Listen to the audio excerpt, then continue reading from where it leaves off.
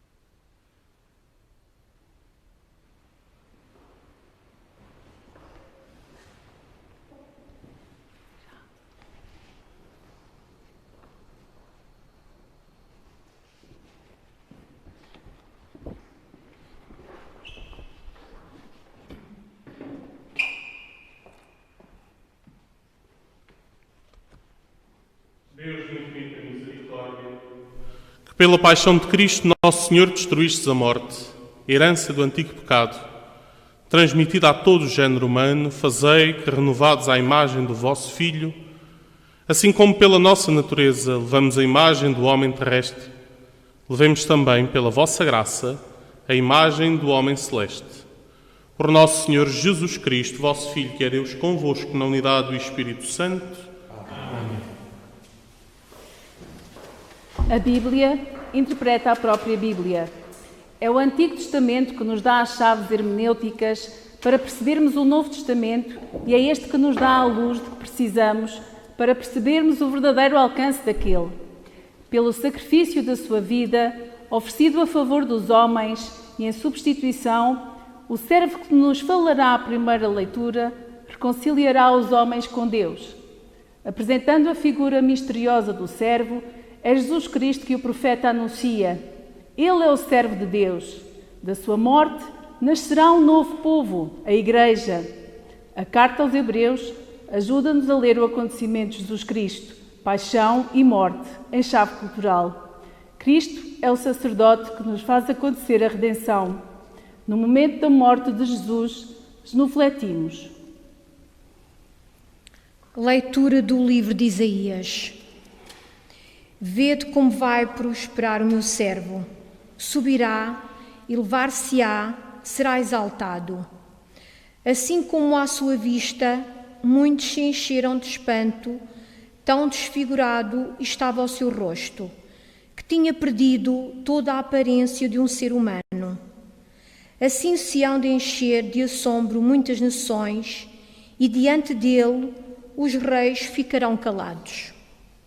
Porque hão de ver o que nunca lhe tinham contado e observar o que nunca tinham ouvido. Quem acreditou no que ouvimos dizer? A quem se revelou o braço do Senhor? O meu servo cresceu diante do Senhor como um rebento, como raiz numa terra árida, sem distinção nem beleza, para atrair o nosso olhar, nem aspecto agradável que possa cativar-nos. Desprezado e repelido pelos homens, homem de dores, acostumado ao sofrimento, era como aquele de quem se desvia o rosto, pessoa desprezível e sem valor para nós. Ele suportou as nossas enfermidades e tomou sobre si as nossas dores. Mas nós víamos nele um homem castigado, ferido por Deus e humilhado. Ele foi trespassado por causa das nossas culpas e esmagado por causa das nossas iniquidades. Caiu sobre ele o castigo que nos salva. Pelas suas chagas fomos curados. Todos nós, como ovelhas, andávamos errantes, cada qual seguia o seu caminho. E o Senhor fez cair sobre ele as faltas de todos nós. Maltratado, humilhou-se voluntariamente e não abriu a boca. Como cordeiro levado ao matadouro, como ovelha muda ante aqueles que a tosquiam, ele não abriu a boca. Foi eliminado por sentença iníqua, mas quem se preocupa com a sua sorte? Foi arrancado da terra dos vivos e ferido de morte pelos pecados do meu povo. Foi-lhe dado sepultura entre os ímpios e um túmulo no meio de malfeitores. Embora não tivesse cometido injustiça, nem se tivesse encontrado mentira na sua boca. Aprova ao Senhor esmagá-lo pelo sofrimento. Mas, se oferecer a sua vida como sacrifício de expiação, terá uma descendência duradoura, viverá longos dias e a obra do Senhor prosperará em suas mãos. Terminados os sofrimentos, verá a luz e ficará saciado na sua sabedoria. O justo, meu servo, justificará a muitos e tomará sobre si as suas iniquidades. Por isso, eu lhe darei as multidões como prémio e terá parte nos despojos no meio dos poderosos, porque ele próprio entregou a sua vida à morte e foi contado entre os malfeitores. Tomou sobre si as culpas das multidões e intercedeu pelos pecadores. Palavra do Senhor. Graças a Deus.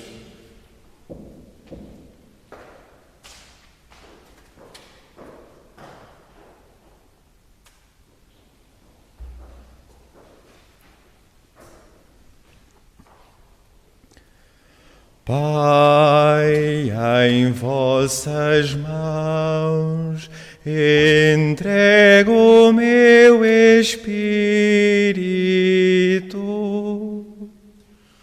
Pai, em vossas mãos entrego o meu espírito.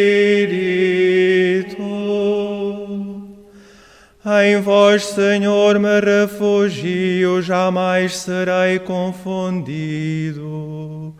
Pela vossa justiça salvai-me.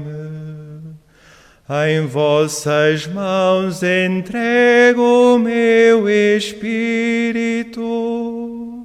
Senhor Deus fiel, salvai-me.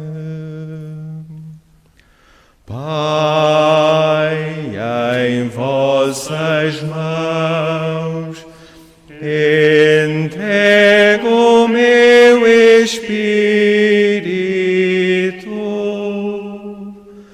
Tornai-me o escárnio dos meus inimigos, o desprezo dos meus vizinhos e o terror dos meus conhecidos.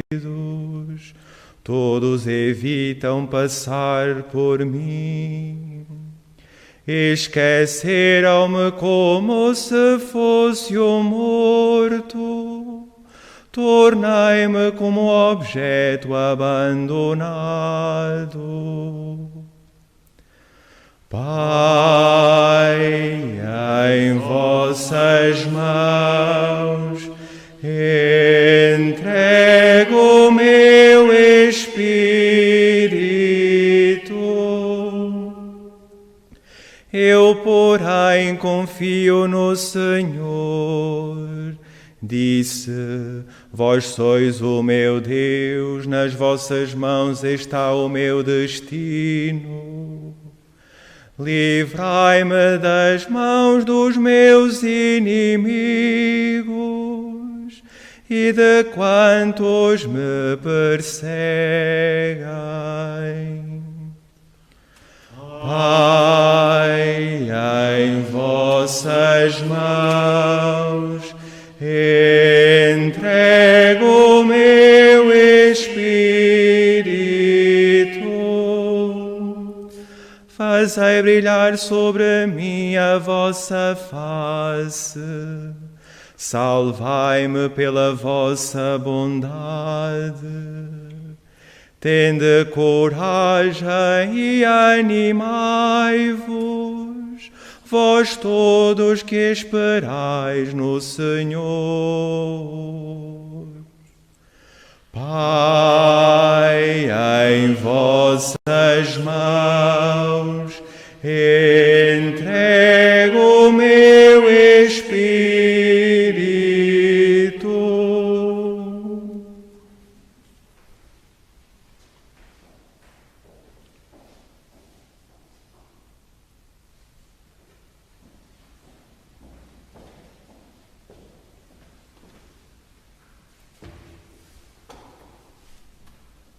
Leitura da Epístola aos Hebreus. Irmãos, tendo nós um sumo sacerdote que penetrou nos céus, Jesus, Filho de Deus, permaneçamos firmes na profissão da nossa fé. Na verdade, nós não temos um sumo sacerdote, incapaz de se compadecer das nossas fraquezas. Pelo contrário, ele mesmo foi provado em tudo, à nossa semelhança, exceto no pecado. Vamos, portanto, cheios de confiança, ao trono da graça, a fim de alcançarmos misericórdia e obtermos a graça de um auxílio oportuno. Nos dias da sua vida mortal, ele dirigiu preces e súplicas, com grandes clamores e lágrimas, àquele que o podia livrar da morte, e foi atendido por causa da sua piedade. Apesar de ser filho, aprendeu a obediência no sofrimento e, tendo atingido a sua plenitude, tornou-se, para todos os que lhe obedecem, causa de salvação eterna. Palavra do Senhor. Graças a Deus.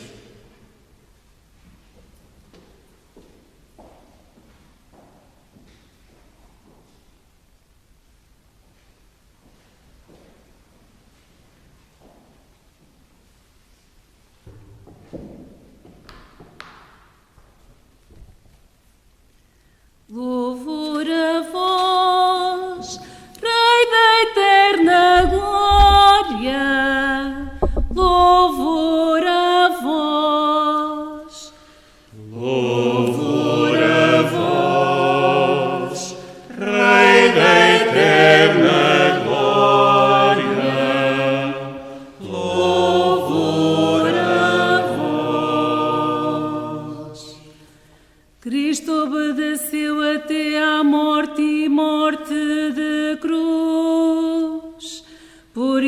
Deus o exaltou e lhe deu um nome que está acima de todos os nomes.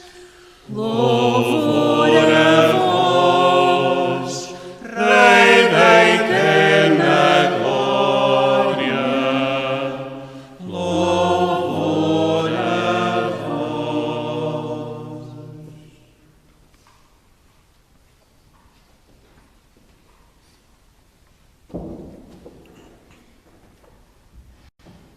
Evangelho de Nosso Senhor Jesus Cristo, segundo São João.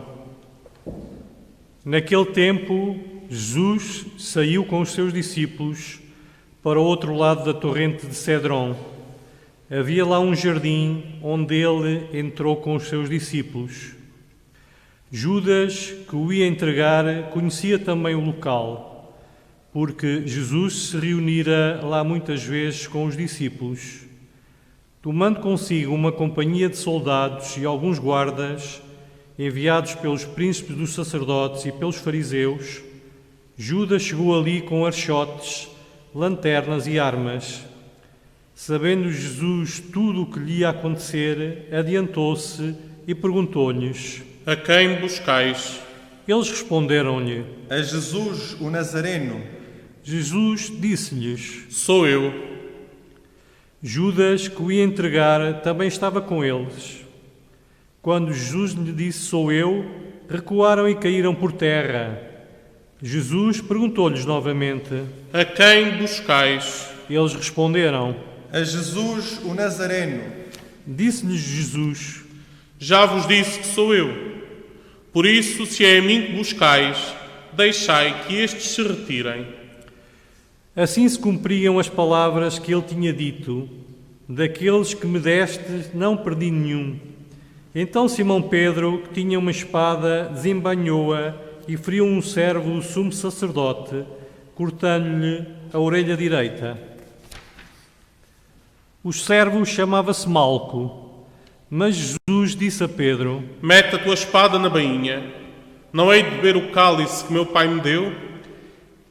Então a companhia de soldados, o oficial e os guardas dos judeus apoderaram-se de Jesus e maniataram-no. Levaram-no primeiro a Anás por ser sogro de Caifás, que era o sumo sacerdote nesse ano. Caifás é que tinha dado o seguinte conselho aos judeus: convém que morra um só homem pelo povo. Entretanto, Simão Pedro seguia Jesus com outro discípulo. Esse discípulo era conhecido do sumo sacerdote e entrou com Jesus no pátio do sumo sacerdote, enquanto Pedro ficava à porta, do lado de fora. Então o outro discípulo, conhecido do sumo sacerdote, falou à porteira e levou Pedro para dentro. A porteira disse a Pedro: Tu não és dos discípulos desse homem? Ele respondeu: Não sou. Então estavam ali presentes os servos e os guardas, que por causa do frio tinham acendido um braseiro e se aqueciam. Pedro também se encontrava com eles a aquecer-se. Entretanto, o sumo sacerdote interrogou Jesus acerca dos seus discípulos e da sua doutrina. Jesus respondeu-lhe: Falei abertamente ao mundo, sempre ensinei na sinagoga e no templo, onde todos os judeus se reúnem, e não disse nada em segredo, porque me interrogas. Pergunta aos que me ouviram o que lhes disse. Eles bem sabem aquilo de que lhes falei. A estas palavras, um dos guardas que estava ali presente deu uma bufetada a Jesus e disse-lhe: É assim que respondes ao sumo sacerdote? Jesus respondeu-lhe: Se falei mal, mostra-me em quê. Mas se falei bem, por que me bates?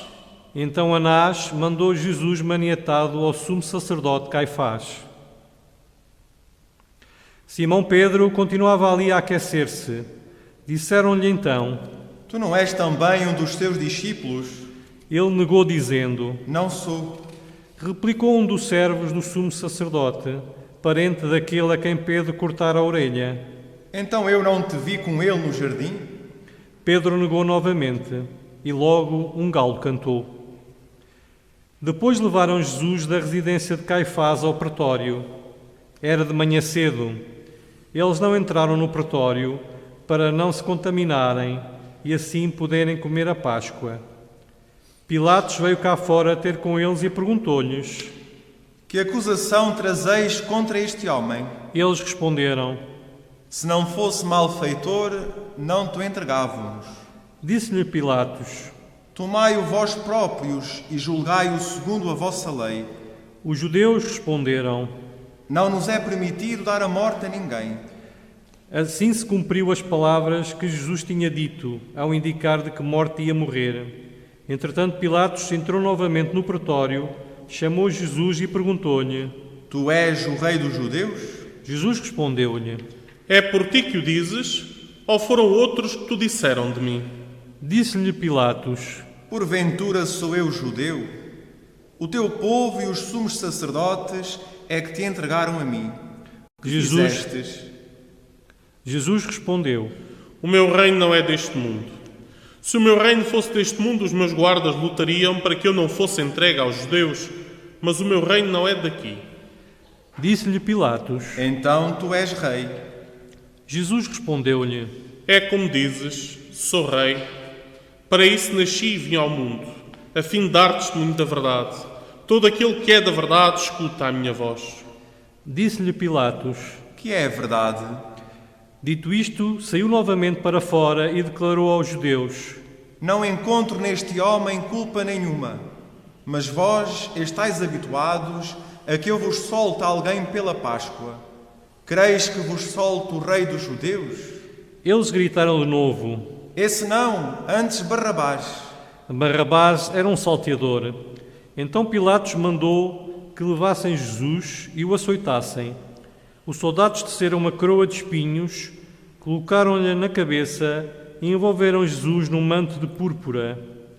Depois aproximavam-se dele e diziam: Salve, rei dos judeus! E davam-lhe bufetadas. Pilatos saiu novamente para fora e disse: Eu vos trago aqui fora para saberdes que não encontro nele culpa nenhuma. Jesus saiu, trazendo a coroa de espinhos e o manto de púrpura. Pilatos disse-lhes: Eis o homem. Quando ouviram Jesus, os príncipes dos sacerdotes e os guardas gritaram: Crucifica-o, crucifica-o! Disse-lhes Pilatos: Tomai-o vós mesmos e crucificai-o, que eu não encontro nele culpa alguma. Responderam-lhe os judeus: Nós temos uma lei, e segundo a nossa lei deve morrer, porque se fez filho de Deus. Quando Pilatos ouviu estas palavras, ficou assustado. Voltou a entrar no pretório e perguntou a Jesus: De onde és tu? Mas Jesus não lhe deu resposta. Disse-lhe então Pilatos: Não me falas? Não sabes que tenho poder para te soltar e para te crucificar? Jesus respondeu-lhe: Nenhum poder terias sobre mim se não te fosse dado do alto. Por isso, quem me entregou a ti tem maior pecado. A partir de então, Pilatos procurava libertar Jesus, mas os judeus gritavam: Se o libertares, não és amigo de César. Todo aquele que se faz rei é contra César. Ao ouvir estas palavras, Pilatos trouxe Jesus para fora e sentou-se no tribunal, no lugar chamado Lajedo, em hebraico Gábata. Era a preparação da Páscoa, por volta do meio-dia. Disse então aos judeus: Eis o vosso rei. Mas eles gritaram: À morte, crucifica-o. Disse-lhes Pilatos: Hei de crucificar o vosso rei? Replicaram-lhe os príncipes dos sacerdotes: Não temos outro rei senão César. Entregou-lhes então Jesus para ser crucificado e eles apoderaram-se de Jesus. Levando a cruz, Jesus saiu para o chamado lugar do Calvário, que em hebraico se diz Gólgota.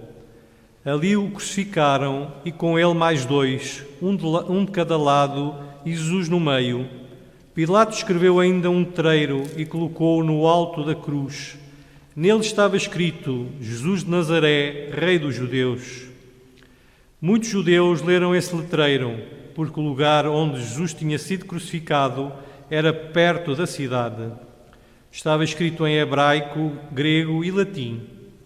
Diziam então a Pilatos os príncipes dos sacerdotes dos judeus: Não escrevas Rei dos Judeus, mas que ele afirmou: Eu sou o Rei dos Judeus. Pilatos retorquiu: O que escrevi está escrito. Quando crucificaram Jesus, os soldados tomaram as suas vestes, das quais fizeram 4 lotes, um para cada soldado, e ficaram também com a túnica. A túnica não tinha costura, era tecida de alto a baixo, como um todo. Disseram uns aos outros: Não a rasguemos, mas lancemos sortes para ver de quem será. Assim se cumpria a Escritura: repartiram entre si as minhas vestes e deitaram sorte sobre a minha túnica. Foi o que fizeram os soldados. Estavam junto à cruz de Jesus, sua mãe, a irmã de sua mãe, Maria, mulher de Cleófas, e Maria Madalena. Ao ver a sua mãe e o discípulo que ele amava, Jesus disse à sua mãe: Mulher, eis o teu filho. Depois disse ao discípulo: Eis a tua mãe. E a partir daquele momento o discípulo recebeu-a em sua casa. Depois, sabendo que tudo estava consumado e para que se cumprisse a Escritura, Jesus disse: Tenho sede. Estava ali um vaso cheio de vinagre. Prenderam a uma vara uma esponja embebida em vinagre e levaram-lhe à boca. Quando Jesus tomou o vinagre, exclamou: Tudo está consumado. E, inclinando a cabeça, expirou.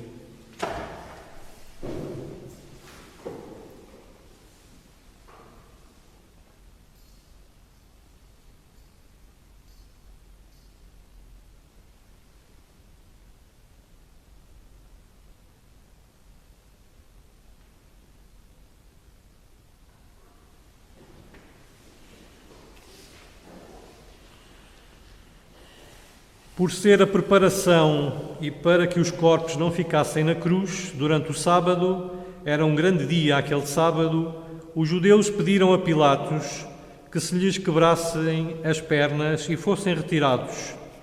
Os soldados vieram e quebraram as pernas ao primeiro, depois ao outro, que tinha sido crucificado com ele. Ao chegarem a Jesus, vendo-o já morto, não lhe quebraram as pernas, mas um soldado trespassou-lhe o lado com uma lança e logo saiu água e sangue e água. Aquele que viu é que dá testemunho, e o seu testemunho é verdadeiro. Ele sabe que diz a verdade, para que também vós acrediteis. Assim aconteceu para se cumprir a Escritura que diz: nenhum osso lhe será quebrado. Diz ainda outra passagem da Escritura: hão de olhar para aquele que trespassaram. Depois disso, José de Arimateia, que era discípulo de Jesus, embora oculto por medo dos judeus, pediu licença a Pilatos para levar o corpo de Jesus. Pilatos permitiu-lhe. José veio então tirar o corpo de Jesus. Veio também Nicodemos, aquele que antes tinha ido de noite ao encontro de Jesus. Trazia uma mistura de quase 100 libras de mirra e aloés. Tomaram o corpo de Jesus e envolveram-no em ligaduras, juntamente com os perfumes, como é costume sepultar entre os judeus.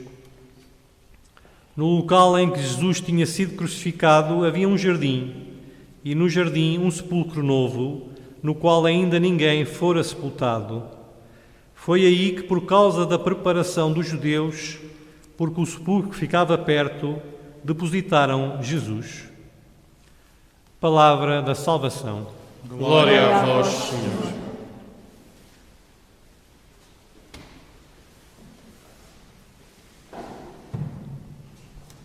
Hoje, a oração universal tem uma configuração mais alargada do que nos dias normais. A cada intenção proposta captada, o Presidente, depois de um momento de silêncio, responde com uma oração também ela cantada. Às 10 intenções habituais, o Vaticano neste ano mandou que se juntasse uma especificamente sobre a pandemia e as vítimas dela.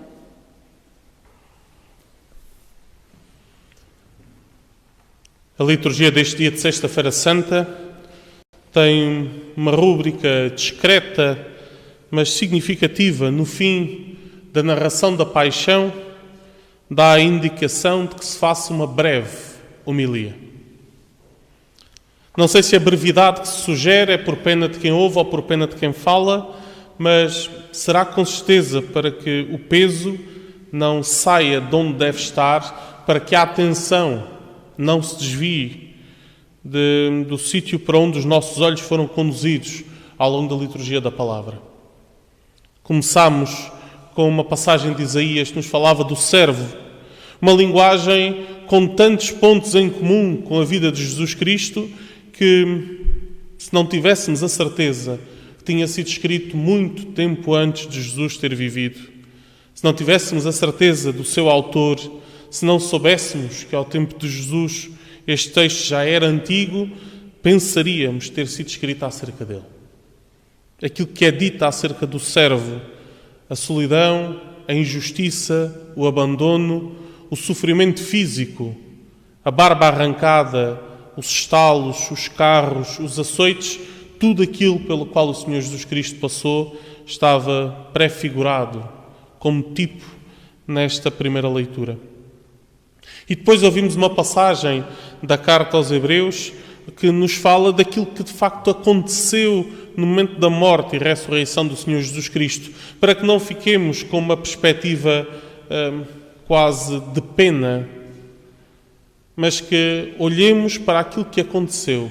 E o que aconteceu foi que deixámos de ter sumos sacerdotes que simbolizavam uma vontade de redimir e passámos a ter um único sacerdote, Cristo, que nos redimiu.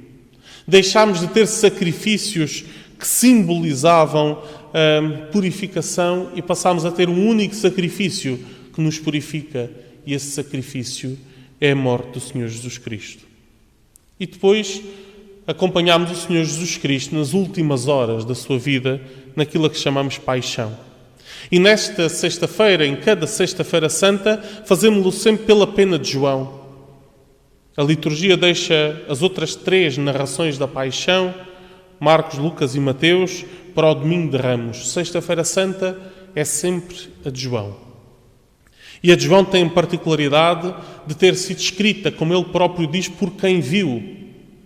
Não é o caso dos outros evangelistas que receberam a narração como lhe era contada no contexto das comunidades cristãs. João viu, estava lá, e dá testemunho daquilo que viu. E o que é que João viu? João viu o momento da traição, em que Judas, fazendo uso da intimidade que tinha com Jesus e com os 12, conduziu o exército até um sítio onde mais ninguém sabia que ele estava, a não ser os seus amigos próximos. O que é que João viu? Viu Jesus a intrometer-se entre esse exército e os seus, dizendo: se é a mim que buscais, deixai que estes se retirem. Viu Jesus calado, de mãos atadas atrás das costas, a ser levado de Anás para Caifás, a ser interrogado por quem procurava um motivo para o condenar. Viu Pedro que no momento em que Jesus foi preso ainda não tinha percebido o que estava para acontecer e por isso desembainhou sua espada e cortou a orelha a um dos servos do sumo sacerdote, que Jesus Cristo prontamente curou. Mas o mesmo Pedro, que depois quando lhe perguntaram: tu não és um dos deles, não te vimos ali, até a tua fala te denuncia, por 3 vezes negou. Habituamo-nos a olhar para esta passagem e a ver Pedro a mentir. Mas talvez Pedro não esteja a mentir. Porque o Jesus que Pedro conhecia, o Jesus que Pedro seguia, o Jesus pelo qual Pedro tinha entregue a vida, era o Jesus que caminhava sobre as águas. O Jesus que falava à tempestade e ao mar e o vento parava e as ondas acalmavam. O Jesus que tinha resposta para tudo e para todos. O Jesus que tinha ressuscitado mortos, curado cegos de nascença, feito andar paralíticos, tinha curado todas as espécies de enfermidades. Jesus que atraía a si todos aqueles que precisavam de alguma coisa. Era por esse Jesus que Pedro tinha entregue a vida. E esse Jesus agora, ele não o via. Não o via atrás daquele homem, mudo como ovelha, levada para o matador. Não o via diante daquele homem que só falava para dizer quem era e que em momento nenhum desmentiu aqueles que à sua volta mentiam. E não os desmentiu porque se os desmentisse, condená-los-ia. Há muito pouco tempo ouvimos na liturgia a passagem que nos conta a história de dois homens que, mentindo acerca da conduta de uma mulher, a condenavam à morte. E que, quando se descobriu que era mentira o que diziam, foram eles condenados à morte. Se Jesus tivesse desmascarado aqueles que o acusavam injustamente, condenava-os à morte, porque era à morte que eles o condenavam. E o seu silêncio salvou-os. Digamos de forma mais completa, o seu silêncio salvou-nos, porque éramos nós que gritávamos: crucifica-o, crucifica-o. Porque éramos nós que os bufeteávamos e perguntávamos se é assim que se responde ao sumo sacerdote. Porque éramos nós que dávamos falso testemunho dele. Éramos nós, a humanidade. E ele morreu por nós, quando éramos seus inimigos. Mas João viu mais coisas. João viu Jesus a chegar ao Calvário, viu a ser pregado numa cruz, viu a ser levantado, a ficar pendurado pelas próprias mãos. Viu a ter cada vez mais dificuldade em respirar, viu a deixar de ter força para segurar a própria cabeça. E no momento em que qualquer força que tinha se podia usar para maldizer a sua pouca sorte ou para amaldiçoar aqueles que lhe faziam tanto mal e tal mal, Jesus Cristo, em vez disso, usou a força que tinha para o entregar como filho à sua mãe e para entregar a mãe como mãe àquele discípulo. Ele já não precisa daquela mãe segundo a carne, mas há uma nova criança a nascer e essa criança é a Igreja. E depois de Maria ter sido mãe de Jesus Cristo segundo a carne, passa a ser nossa mãe segundo o Espírito. Depois de ter sido mãe de Jesus segundo a carne, passa a ser mãe da Igreja que nasce naquele momento em que o seu filho morre. Jesus Cristo morre, homem, Deus e verdadeiro homem, e há de ressuscitar a Igreja. E é para essa. E depois há um momento em que em João é completamente diferente de todas as outras passagens que nos contam este acontecimento. Nas outras três narrações, aqueles que viram de mais longe, veem mais uma crueldade feita ao Senhor Jesus Cristo no momento em que alguém embebe uma esponja em vinagre, espeta na ponta de uma cana e a leva à boca. Depois de tanta crueldade, mais esta. Mas em João não é isso que acontece. O acontecimento é o mesmo. Alguém espeta uma esponja embebida em vinagre numa cana e a leva à boca. Mas o contexto faz com que o sentido não só não seja o de ser mais uma crueldade, como seja contrário a esse. Quando Jesus diz tenho sede, recorda-nos aquelas horas passadas sentado na borda do poço de Jacó a falar com a samaritana, a quem disse dá-me de beber. Jesus Cristo aqui e lá pede como quem dá e dá como quem pede. Pede de facto porque tem sede, mas aquilo que tem para oferecer é aquela água viva que jorra para a eternidade. Pede de facto porque tem sede, mas aquilo que dá à humanidade é a oportunidade de estar do lado certo da história.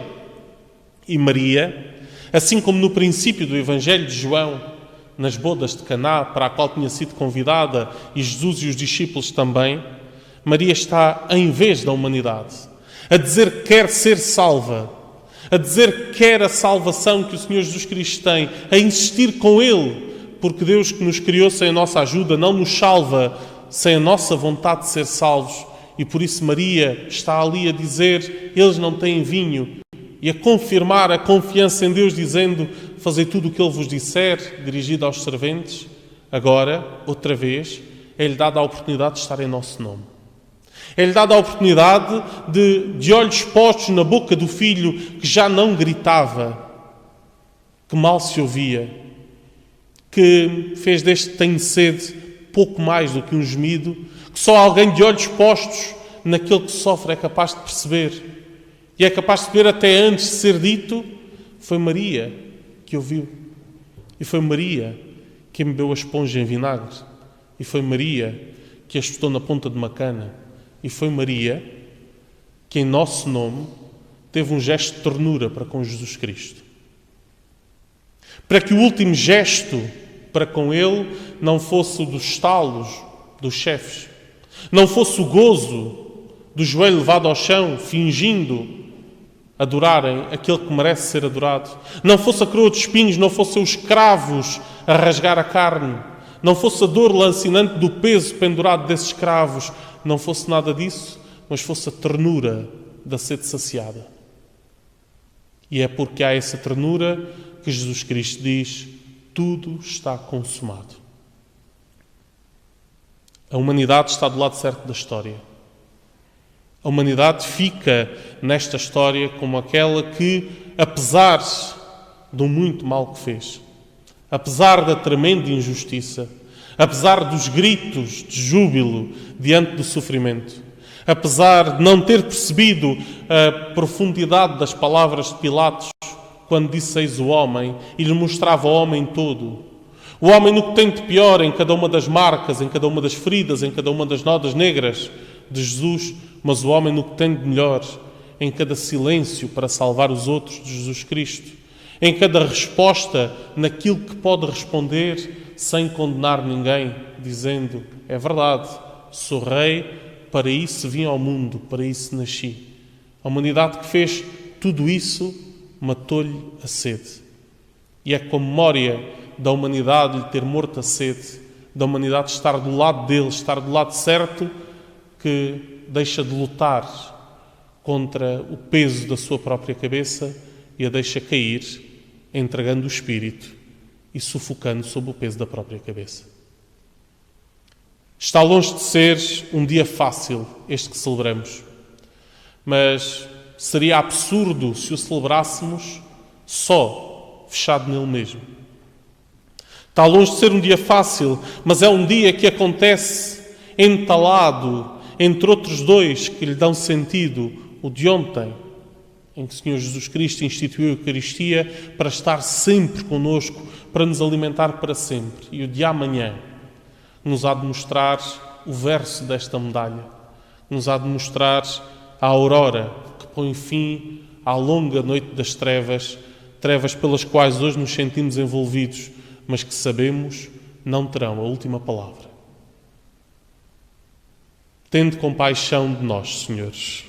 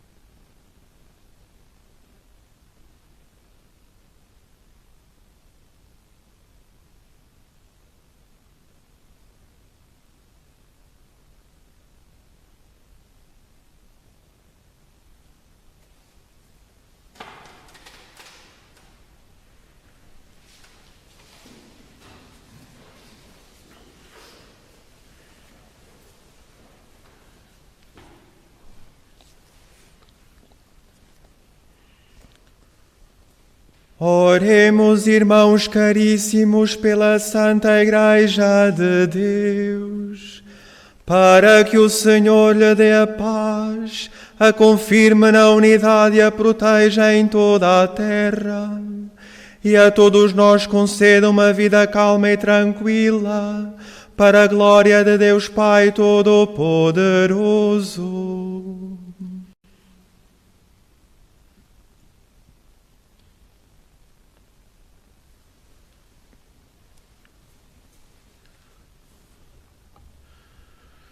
Deus eterno e omnipotente, que em Jesus Cristo revelastes a vossa glória a todos os povos da terra. Protegei a obra da vossa misericórdia, para que a Igreja dispersa por todo o mundo persevere firme na fé para dar testemunho do vosso nome. Por nosso Senhor Jesus Cristo, vosso Filho, que é Deus convosco na unidade do Espírito Santo.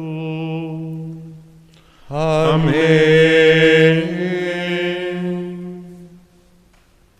Oremos pelo nosso Santo Padre, o Papa Francisco, para que Deus nosso Senhor, que o elevou ao episcopado, o conserve e defenda na sua Igreja, para governar o povo santo de Deus.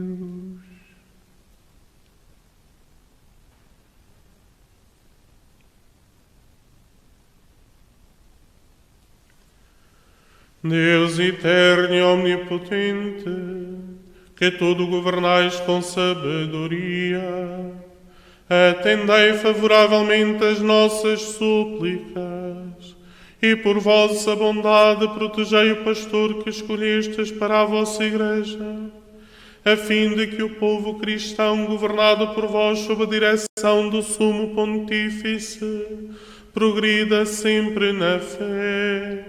Por nosso Senhor Jesus Cristo, vosso Filho, que é Deus convosco na unidade do Espírito Santo. Amém.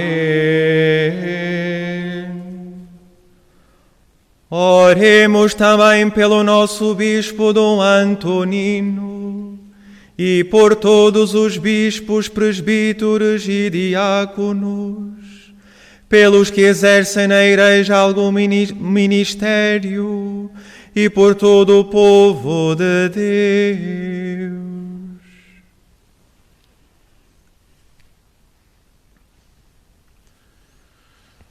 Deus eterno e omnipotente, cujo Espírito santifica e governa todo o corpo da Igreja, ouvi as súplicas que vos dirigimos por todos os membros da comunidade cristã e fazei que, ajudados pela vossa graça, todos vos sirvam com fidelidade.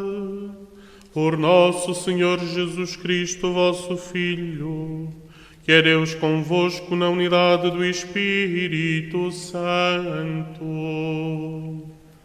Amém. Oremos também pelos nossos catecúmenos, para que Deus nosso Senhor os ilumine interiormente e lhes abra as portas da sua misericórdia, de modo que, recebendo o perdão de todos os pecados pela água regeneradora do batismo, sejam incorporados em Jesus Cristo nosso Senhor.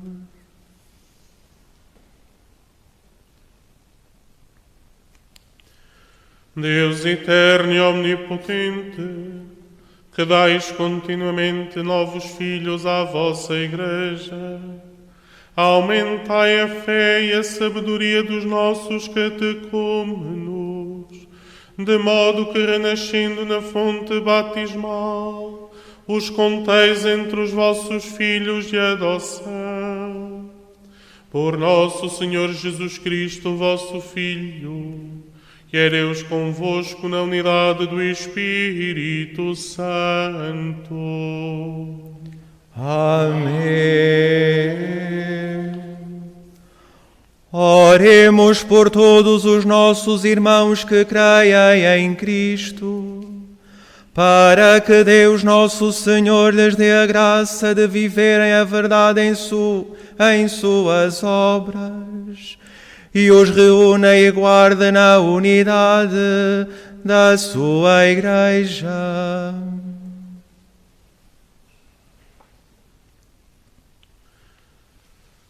Deus eterno e omnipotente, que reunidos os vossos fiéis dispersos e os conservais na unidade, olhai propício para todo o povo de Cristo, para que vivam unidos na integridade da fé e pelo vínculo da caridade, todos aqueles que foram consagrados pelo mesmo batismo, por nosso Senhor Jesus Cristo, vosso Filho, que é Deus convosco na unidade do Espírito Santo.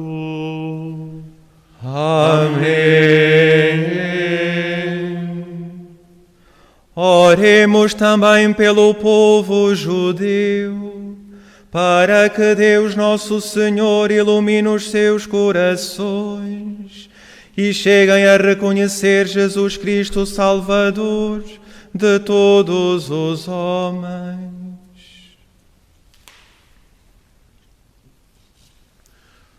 Deus eterno e omnipotente, que confiastes a vossa promessa a Abraão e à sua descendência, atendei com bondade as preces da vossa Igreja, para que o povo da primeira aliança alcance a plenitude da redenção.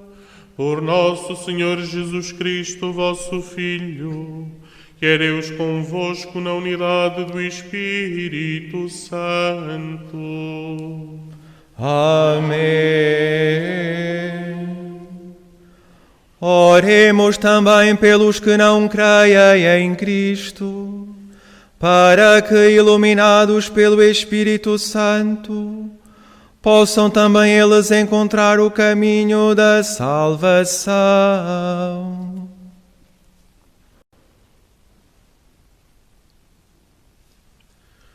Deus eterno e omnipotente, concedei aos que não creem em Cristo que vivam de coração sincero na vossa presença, a fim de encontrar a verdade. E a nós, vossos filhos, concedei também a graça de entrar profundamente no mistério de Cristo e de o viver fielmente, para darmos ao mundo o testemunho perfeito do vosso amor. Por nosso Senhor Jesus Cristo, vosso Filho, que é Deus convosco na unidade do Espírito Santo. Amém. Oremos pelos que não creem em Deus, para que pela retidão e sinceridade da sua vida cheguem ao conhecimento do verdadeiro Deus.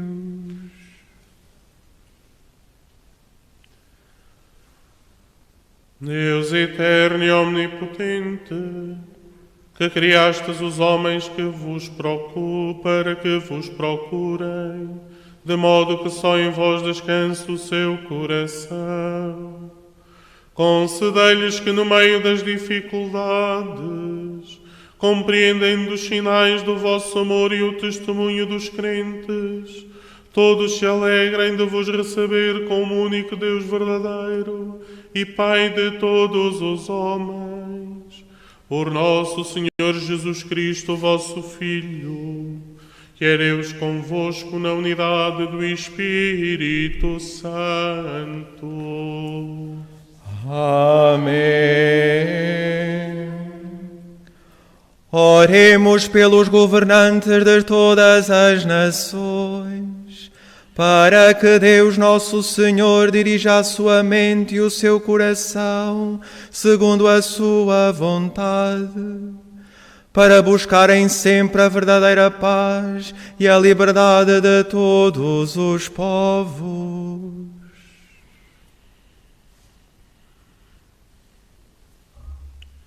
Deus eterno e omnipotente, que tendes nas mãos o destino de todos os homens e o direito de todos os povos, assisti os nossos governantes, para que com o vosso auxílio se fortaleça em toda a terra a prosperidade das nações, a segurança, a paz e a liberdade religiosa. Por nosso Senhor Jesus Cristo, vosso Filho, que é Deus convosco na unidade do Espírito Santo. Amém. Oremos, irmãos, a Deus Pai Todo-Poderoso, para que livre o mundo de todos os erros, afaste as doenças e a fome em toda a terra. Abra as portas das prisões e liberte os oprimidos. Proteja os que viajam e reconduza ao seu lar os emigrantes e desterrados. Dê saúde aos enfermos e a salvação aos moribundos.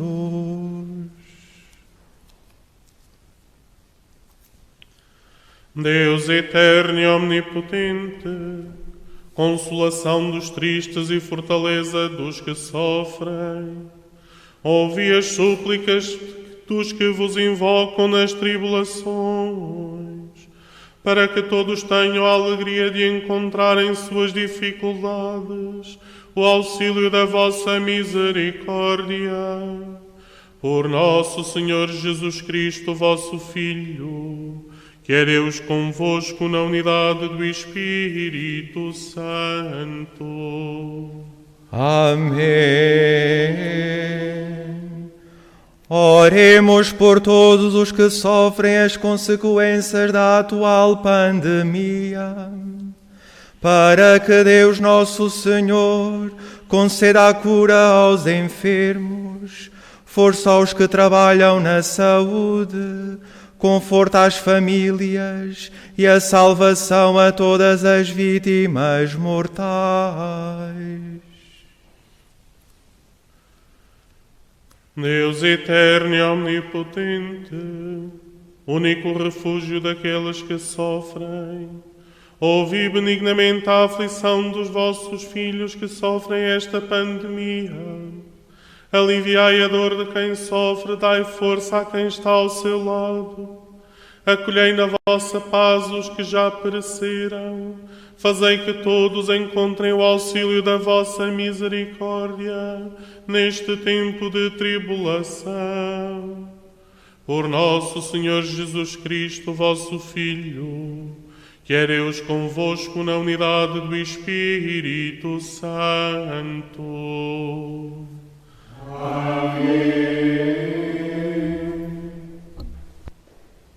Depois da liturgia da palavra, segue-se a adoração da cruz.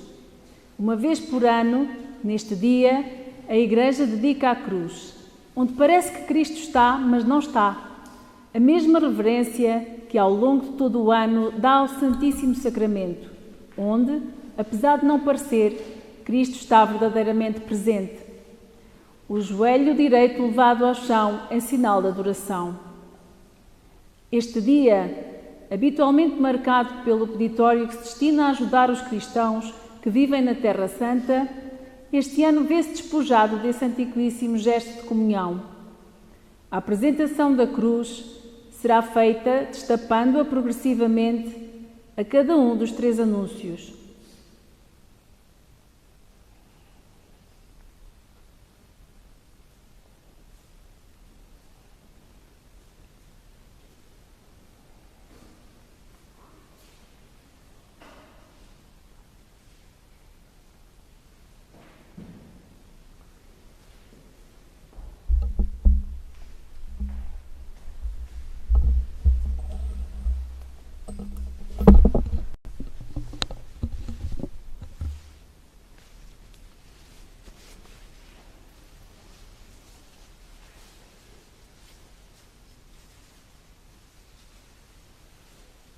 Eis o madeiro da cruz,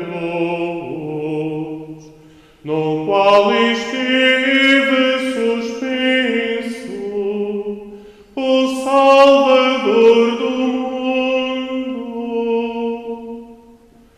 E adoremos, e adoremos.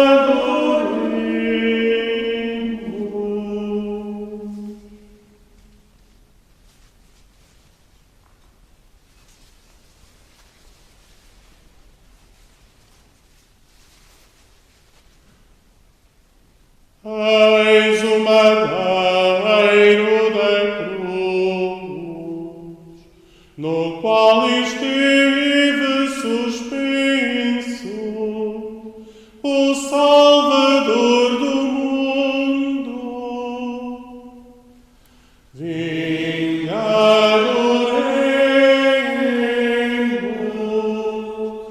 vinde, adoremos.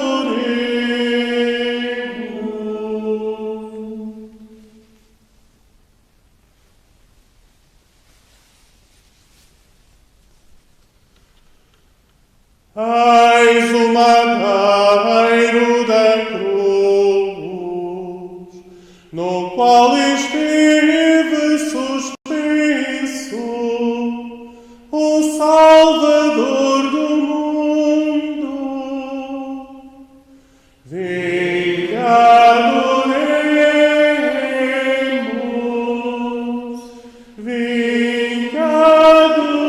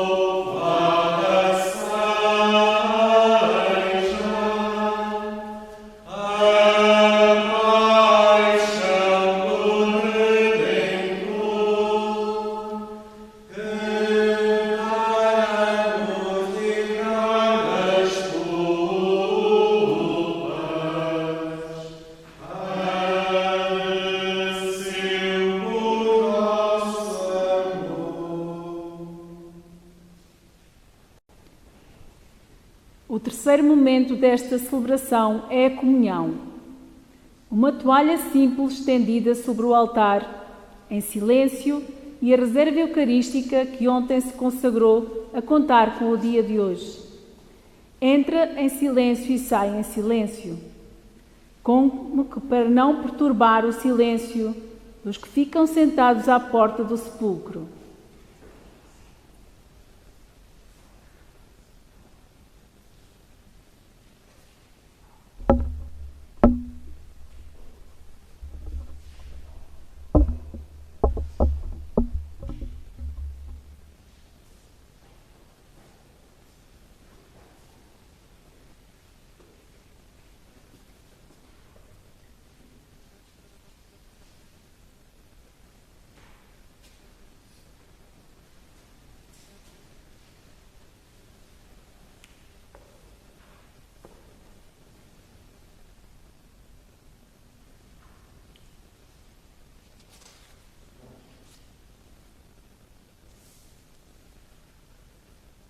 Fiéis aos ensinamentos do Salvador, ousamos dizer: Pai nosso, que estais nos céus, santificado seja o vosso nome.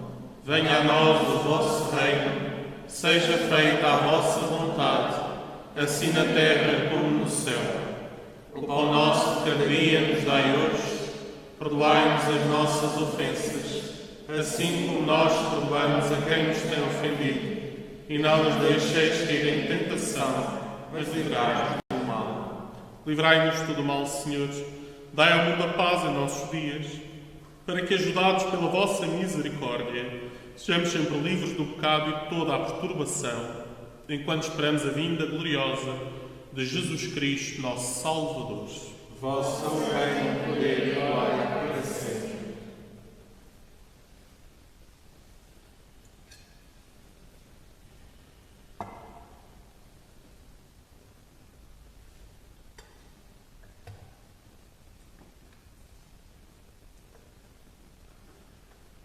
Felizes os convidados para a ceia do Senhor. Eis o Cordeiro de Deus, aquele que tira o pecado do mundo. Senhor, eu não sou digno que entreis em minha morada, mas dizei uma palavra e serei salvo.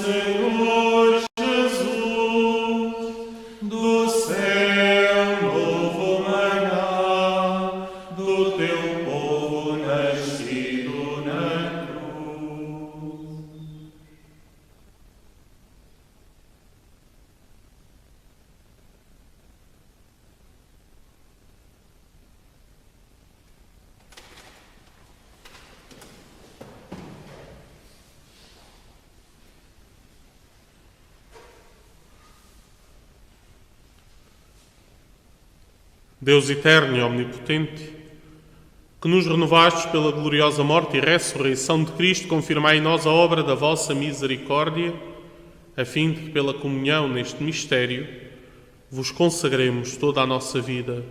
Por nosso Senhor Jesus Cristo, vosso Filho, que é Deus convosco, na unidade do Espírito Santo. Amém. Derramai, Senhor, a vossa bênção sobre este povo, que celebrou a morte do vosso Filho, na esperança da sua ressurreição. Concedei-lhe o perdão e o conforto, aumentai a sua fé e confirmai-o na esperança da salvação eterna, por nosso Senhor Jesus Cristo, vosso Filho, que é Deus convosco, na unidade do Espírito Santo. Amém.